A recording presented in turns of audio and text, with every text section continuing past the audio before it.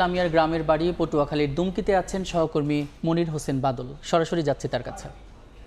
বাদল, জুলাই গণঅভ্যুত্থানে নিহত জসিম হাওলাদারের মেয়ে যে লামিয়া আক্তার রয়েছে, লামিয়া আক্তার কিন্তু গত 18ই এপ্রিল কিন্তু ধর্ষণের শিকার হয়েছিল। পরবর্তীতে ঢাকা চলে যায়। ঢাকা যাওয়ার পরে কিন্তু গতকাল রাত 9টার সময় তার যে বাড়ি ছিল, বাসায় কিন্তু সে আত্মহত্যা করে।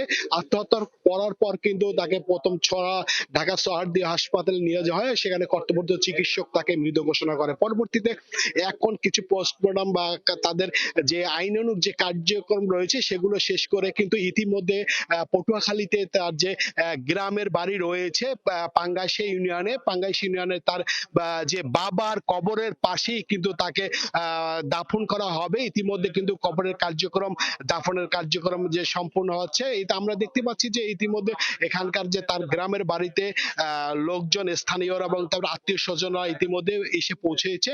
তবে আপনাকে যদি পিছনের কথা একটু বলতে পারি, গত 19শে জুলাই কিন্তু যখন যাত্রাবাড়িতে সবাই আন্দোলনে যাচ্ছিল, তখন কিন্তু জসিম হাওলাদার সেই আন্দোলনে নেমেছিল। পরে পুলিশের গুলিতে তিনি নিহত হওয়ার পর পটুয়াখালীতে এখানে তাকে দাফন করা হয়। এবং পরবর্তীতে আপনার যে গত 18ই এপ্রিল গত 18ই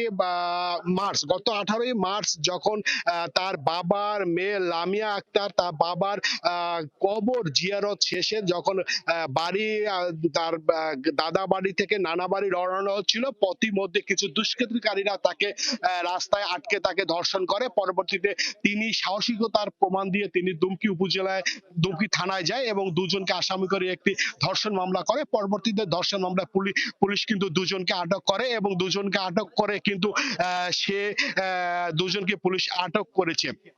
আর এই যে লামি আক্তার যে নিহত হয়েছে, তার পরিবার এবং তার এখানে তার দাফন সম্পূর্ণ হবে। ইতিমধ্যে কিন্তু ঢাকা থেকে রওনা হয়েছে তার লাশ নিয়ে গ্রামের বাড়িতে উদ্দেশ্যে। আর এদিকে বিএনপির স্থায়ী কমিটির যারা স্থায়ী কমিটির যে রুহুল কবির রিজভী রয়েছে, যুগ্ম মহাসচিব, তিনি কিন্তু বিএনপির একটি দল কিন্তু এখানে এই বাড়িতে আসছেন।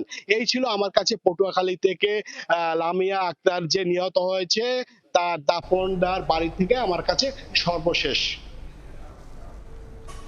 পটুয়াখালীর দুমকি থেকে যুক্ত ছিলেন সহকর্মী মনির হোসেন বাদল। এদিকে মাগুরায় শিশু আসিয়া ধর্ষণ ও হত্যা মামলায় প্রথম দিনের সাক্ষ্য গ্রহণ শেষ হয়েছে। সকালে নারী ও শিশু নির্যাতন দমন ট্রাইব্যুনালে বাদীসহ 3 জন সাক্ষ্য দেন।